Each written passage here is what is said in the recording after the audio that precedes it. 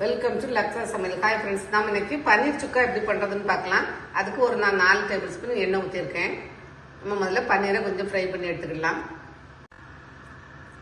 நான் ஒரு 200 கிராம் பன்னீர் எடுத்துருக்கேன். அதை நம்ம முதல்ல ஃப்ரை பண்ணி எடுத்துக்கலாம். இது கொஞ்சம் உள்ள நல்லா சாஃப்டாக இருக்கும், வெளியே கிரன்ச்சியாக இருக்கும்.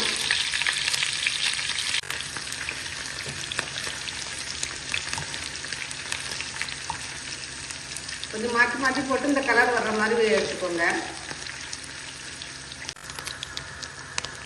இந்த மாதிரி வர்ற அளவுக்கு நம்ம ஃப்ரை பண்ணிக்கலாம். இப்போ நம்ம இதெல்லாமே நல்லா ஃப்ரை ஆகிட்டு நம்ம பாத்திரத்தில் மாற்றி வச்சுக்கலாம். இப்போ எண்ணெய் காஞ்சிச்சு. நம்ம ஒரே ஒரு பட்டை,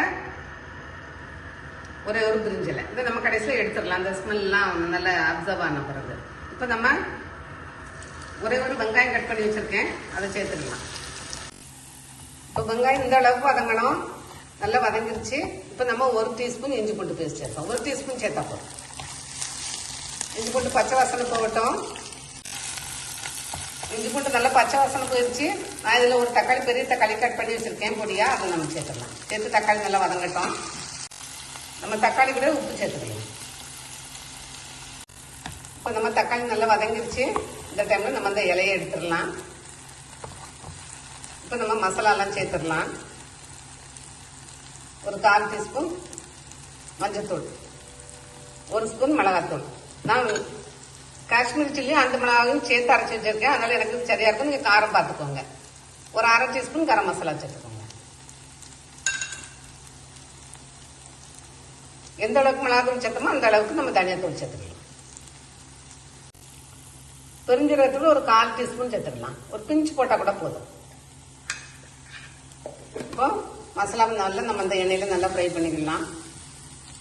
நம்ம கொஞ்சமா தண்ணி சேர்த்துக்கலாம். ஒரு சின்ன டம்ளருக்கு 1 டம்ளர் ஊற்றினா போதும்.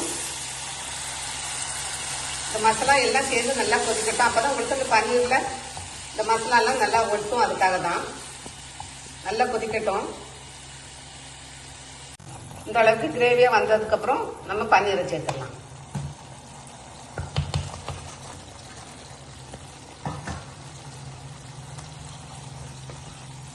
இப்போ இந்த பன்னீர், இந்த கிரேவி எல்லாம் நல்லா சேர்ந்து நல்லா மிக்ஸ் ஆகி கொஞ்சம் ட்ரை ஆகட்டும். அதுக்கப்புறம் நம்ம பெப்பர் சேர்த்துக்கலாம். அப்பப்போ கொஞ்சம் கிளறி விட்டுக்கோங்க. இந்த ஸ்டேஜில் நீங்கள் உப்பு சரியா இருக்கான்னு பார்த்துக்கோங்க. இந்த மாதிரி நல்லா சேர்ந்து வரும்போது நம்ம ஒரு 1/2 டீஸ்பூன் பெப்பர் சேர்த்துக்கலாம். இல்லை உங்களுக்கு பெப்பர் நிறையா பிடிக்கணும்னா மிளகாத்தூளை கம்மி பண்ணிட்டு பெப்பர் சேர்த்துக்கோங்க. இப்போ நம்ம பன்னீர் சுக்கா ரெடி ஆயிடுச்சு.